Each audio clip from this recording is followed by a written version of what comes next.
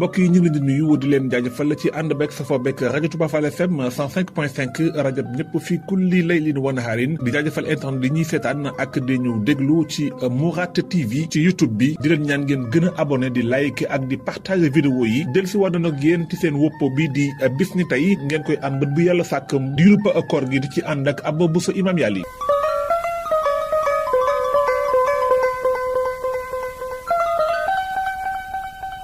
ñaar fukki fan ak ñett ci weeru koor bis ne tey ci atum 1445 yemook 3 avril atum 2024 ci le président de la république Bassirou Diomaye Diakhar Faye jël décret daal di annulé mboolem dogal yi nga xamante ne amaloon nañ ko le 29 mars 2024 bis ne tey ñaar fan ak ñett ci weeru koor yemook 3 avril di premier discours à la nation bu njiitu réew mi Bassirou Diomaye Diakhar Faye def discours wax ak askanu Sénégal di ñetteelu janoo ak askanu Sénégal ginnaaw bi ñu ko falee lépp jëm ci waajtaayu feetu indépendance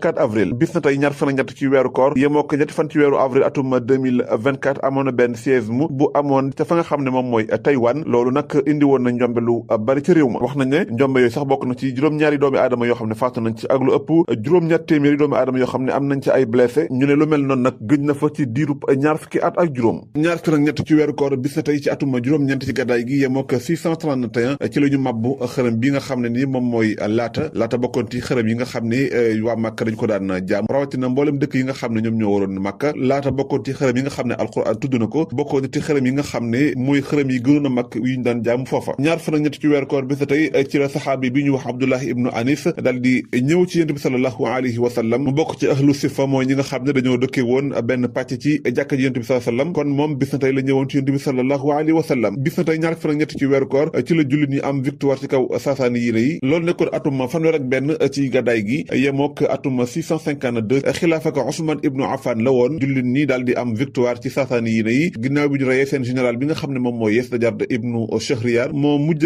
nekk buuru Perse ci noonu sax ci la état perse daal di daanu ñoom ñëpp ñu ànd dugg ci diini l'islam ñaar fukki fan ak ñett ci weeru koor bis ni tey ci la xalifatu Suleyman ibnu Abdul Malik daal di fal Abubakar ibnu Muhammad ibnu Amrin ca fa nga xam ne moom mooy Bagdad loolu nekkoon ci atum 109 ci gàddaay gi yemook atum 715 ci juddu ci Yàlla Isa alayhi salaam ñaar fukki fan ak ñett ci weeru koor bis ni tey ci la Suleyman ibnu Abdul Malik daal di folli ki nga xam ne moom mooy Ousmane ibnu Hayyan ci gouverneur bu Madina loolu nekkoon ci atum 96 ginnaaw bi mu defee ñetti at boobu la gouvernance ñaar fukki fan ak ñett ci weeru koor bis ni tey ci la Hajjaj ibnu Yusuf Ashaqafi daal di faatu loolu nekkoon ci atum 95 ci gàddaay gi moom mu fekk baax ci réewum Taïf bokkoon ci généraux yi nga xam ne ñoo fare woon ci état al amawiya Hajjaj ibnu Yusuf nag ñu bari dañ koy rapproché ci ay mbir yu doy waar rawatina ci wàllu guerre ak ñi nga xamee ne daawul hésité benn yoon ci xeex ak jullit ñi ak ñi nga xam ne daawul hésité benn yoon ci rey ndax dañuy wax ne nit la woon ku sadik koo xam ne tuur na ay deret yu bari yoo xam ne nit ñi dañoo jàppoon ne lool jaarul yoon ndax bokk ci ñooñu Mus'ab ibnu Zubayr bi nga xam ne moom moo ko rey daal di xeex ak Abdullah ibnu Zubayr ca Makka wax nañu sax foofu ca Makka def nañ fa ay mbir yu ñaaw bis bi muy rey Abdullah ibnu Zubayr sax wax nañu jàppante yooyu taxoon na ba ñu lakk ridoy Kaaba ga kon moom